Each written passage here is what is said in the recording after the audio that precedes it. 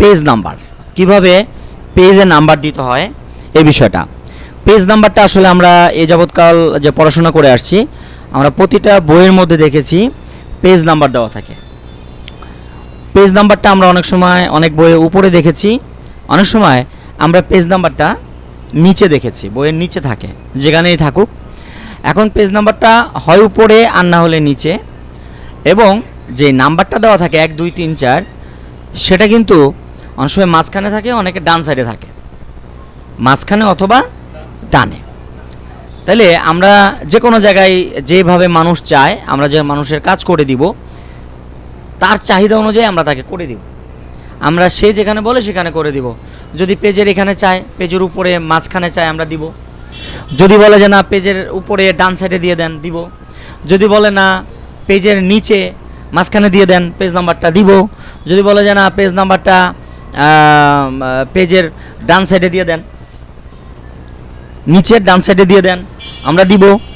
যদি কেউ বলে যে আমার পেজ নাম্বারটা পেজের বাম সাইডে দিয়ে দেন, তাহলে কি দিব?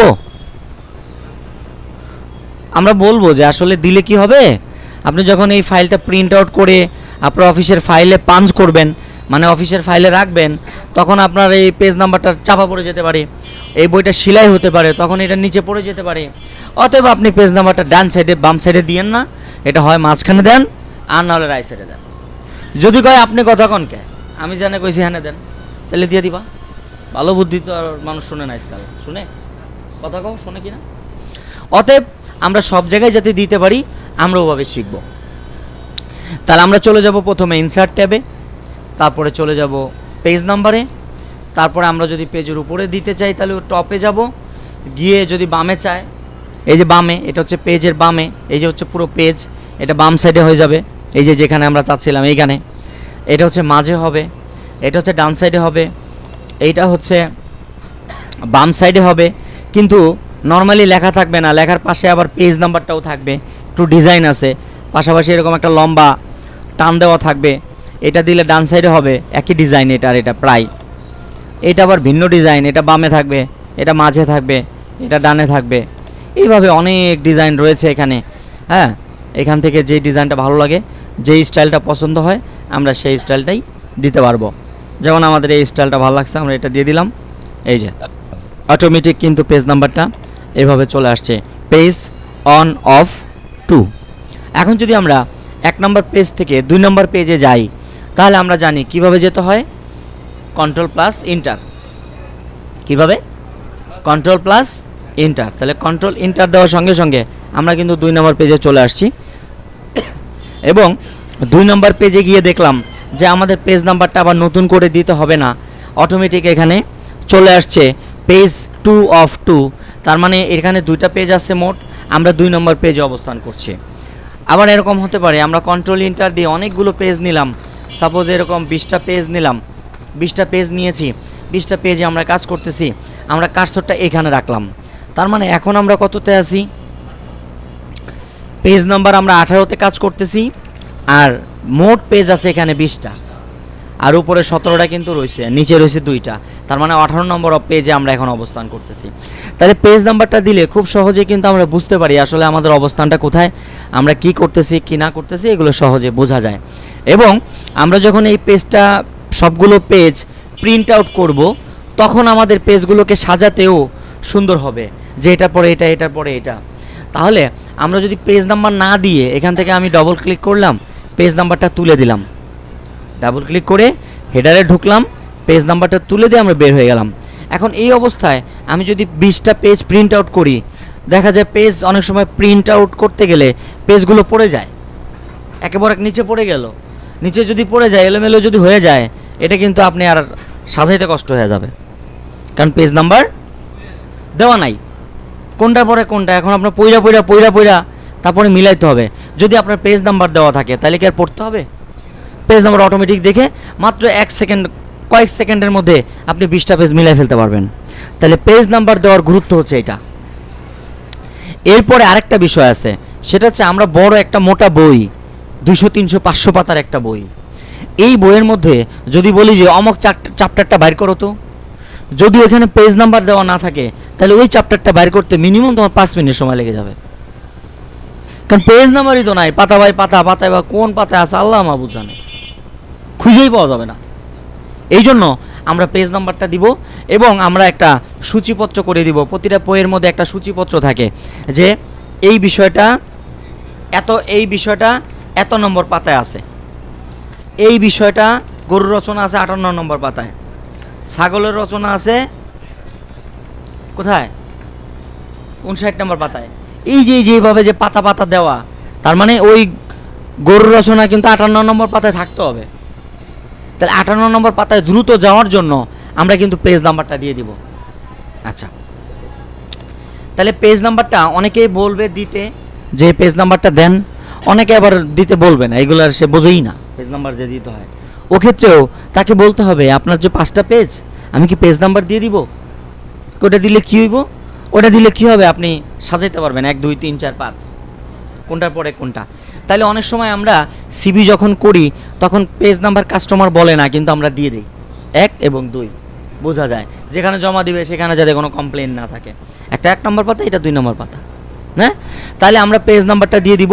অনেক সময় আমাদের পছন্দ মতো আমরা দিয়ে দিব, অনেক সময় যার কাজ করব তার পছন্দ মতো, বায়ারের পছন্দ মতো আমাদের দিতে হবে। বায়ার যেখানে বলবে আমাদের সেখানেই দিতে হবে।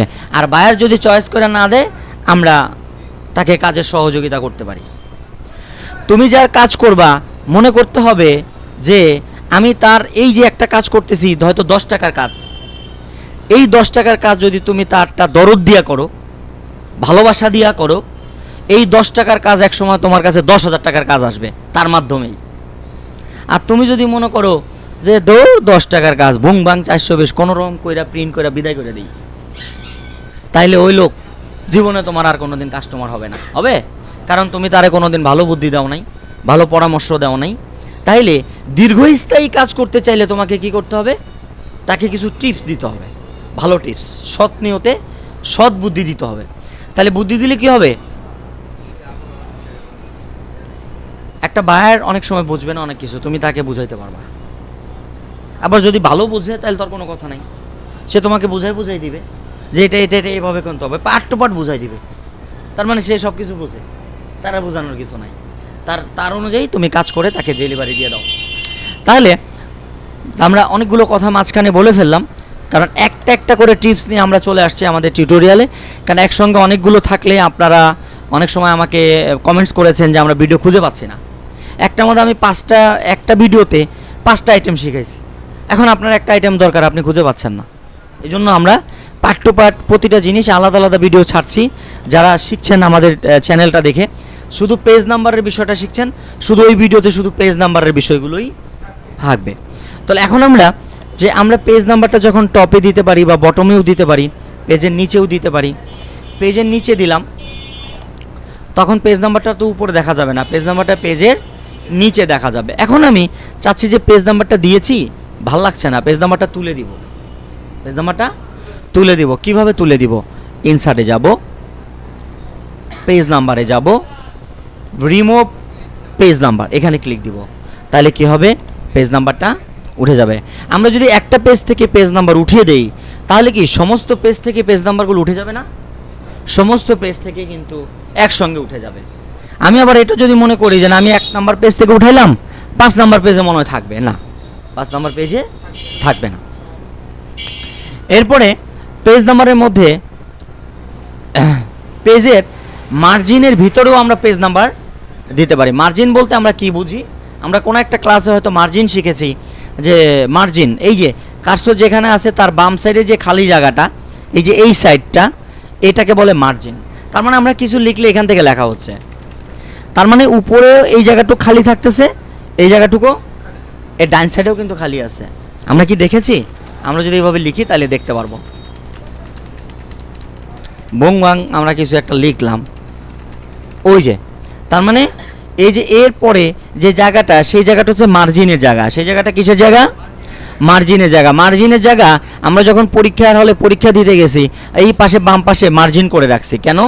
কারণ আমার প্রশ্নটা উত্তরটা দেখে স্যার আমাকে মার্ক দিবে, সেই জায়গাটা আমরা রেখে দিয়েছি যে 10-এ কত পাইলাম, বাম সাইডে রেখে দিছি, ঠিক কিনা?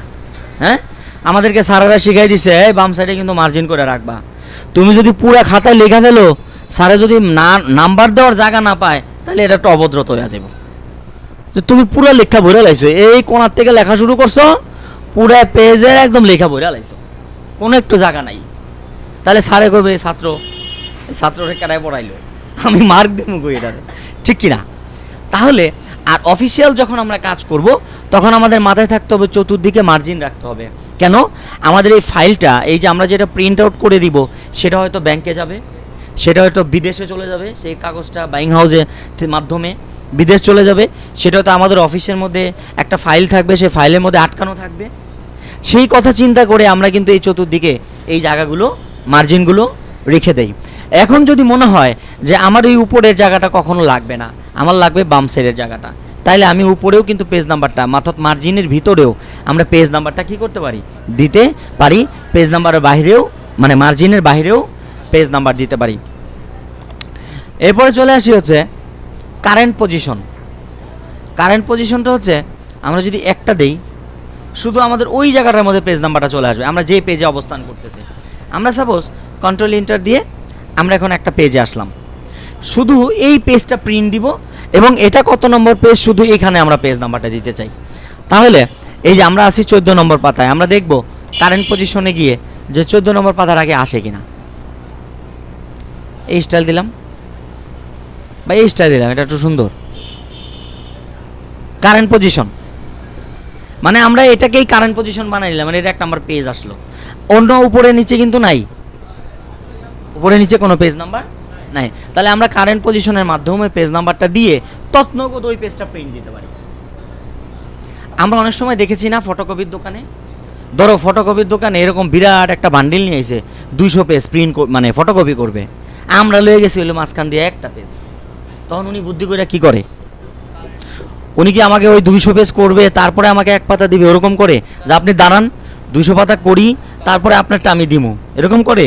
নাকি উনি উনার বুদ্ধি খাটায়া ওই 200 পেজের মাঝখানে কোন একটা সময় আমাদেরটা ঢুকায় আমাদেরকে কইরা বিদায় করে উনি দিয়ে দেয়? এটা হচ্ছে ওনার ব্যবসার কি টেকনিক, সিস্টেম। তাহলে আমরা অনেক সময় বড় বড় ডকুমেন্টস নিয়ে কাজ করতেছি, মনে করো একটা বই টাইপ করতে দিছে তোমার 500 পাতা, কারণ 500 পাতা তো তুমি 1 ঘন্টায় শেষ করতে পারবা না, এটা 1 সপ্তাহ লাগতে পারে, 15 দিনও লাগতে পারে। এখন তোমাকে একজন একটা বায়োডাটা করতে আইছে, একটা 2 লাইন লিখতে আইছে, 2 লাইন লিখে প্রিন্ট করবো, তুমি এই পেজের মধ্যেই 2 লাইন লেখা পেজ নাম্বারটা দিয়ে প্রিন্ট আউট দিয়ে দিতে পারো, চলে গেল, মানে কারেন্ট কাজ করে দিলা, মাঝখান দিয়ে কাজটা করে দিলা, বিষয়টা এরকম। আচ্ছা, এরপরে চলে আসে হচ্ছে ফরম্যাট পেজ নাম্বার। আমরা পেজ নাম্বারের অনেকগুলো স্টাইল আছে, আমরা কি দিয়ে পেজ নাম্বার দিতে চাই। আমরা রোমান সংখ্যা দিয়ে পেজ নাম্বার দিতে পারবো, আমরা ABCD দিয়েও পেজ নাম্বার দিতে পারবো। আমরা এই যে এখানে যে স্টাইলগুলো রয়েছে দেখো, ছোট হাতের বড় হাতে, এবং এইভাবে দিতে পারবো, এভাবে দিতে পারবো। আমরা দেই একটা দিয়েই দেখি প্র্যাকটিক্যালে। আমরা রোমান সংখ্যা দিয়ে পেজ নাম্বার দিতে চাই মনে করো, এবার আমরা পেজ নাম্বারটা দেই, টপেই দিলাম। আমার এই স্টাইলটা ভালো লাগে সব সময়, এই যে এই স্টাইলটা।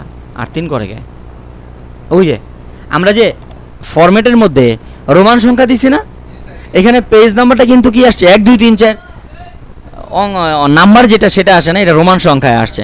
আর তাহলে ফরম্যাট থেকে আমরা কি করতে পারি, এই যে নাম্বারটা, এই নাম্বারটার ফরম্যাটটাও আমরা চেঞ্জ করে দিতে পারি। ইনসার্টে ক্লিক করে পেজ নাম্বার, ফরম্যাট পেজ নাম্বারে গিয়ে আমরা এখান থেকে যেই পেজ নাম্বার সিলেক্ট করে দিব, ওকে দিব, সেখান থেকে মূলত আমাদের পেজ নাম্বার ওই স্টাইলে হয়ে যাবে। বুঝতে পারতেছেন? আচ্ছা, তাহলে আমাদের পেজ নাম্বারের ক্লাস চলছে। এরপরে আমরা লাস্ট অন দেখতেছি যেটা হচ্ছে পেজ নাম্বারটা একবারে তুলে দেওয়া, মুছে দেওয়া। তো এই ছিল হচ্ছে মূলত পেজ নাম্বারের কাজ। তো আশা করি আপনারা যারা সাথে ছিলেন তারা বুঝতে পেরেছেন, এবং এই মুহূর্তে যারা আমাদের লাইভ ক্লাসে আছেন, আর আমাদের এই ক্লাস প্রতিটা ক্লাস কিন্তু লাইভ ক্লাস, এখানে কোনো কাটাকাটি নাই, এডিটিং নাই, কিচ্ছু নাই, সরাসরি আমরা লাইভ ক্লাসগুলোই আপনাদের মাঝে তুলে ধরছি। আপনারা দেখতে থাকুন। পরবর্তীতে হয়তো আমরা এরকম সরাসরি আমি ভিডিওতে থেকে এডিটিংয়ের মাধ্যমে আমরা ভিডিওগুলো নিয়ে আসার চেষ্টা করব। এটা হচ্ছে রেকর্ডিং ভিডিও হবে, আর এটা হচ্ছে লাইভ ক্লাস। তো তোমাদের যারা ক্লাস করতেছো তাদেরকে কোনো সমস্যা আছে পেজ নাম্বারটা নিয়ে? যে যেখানেই থাক, আমরা বায়ারের রিকোয়ারমেন্ট অনুযায়ী আমরা দিতে পারবো তো? ওকে, তো ধন্যবাদ জানিয়ে আজকের ক্লাস এখানেই শেষ করছি। আবারও নতুন কোনো ক্লাস নিয়ে হাজির হয়ে যাব। আমি শেখ জাকির আহমদ। সে পর্যন্ত সকলে ভালো থাকুন, সুস্থ থাকুন এবং নিরাপদে থাকুন। আল্লাহ হাফেজ।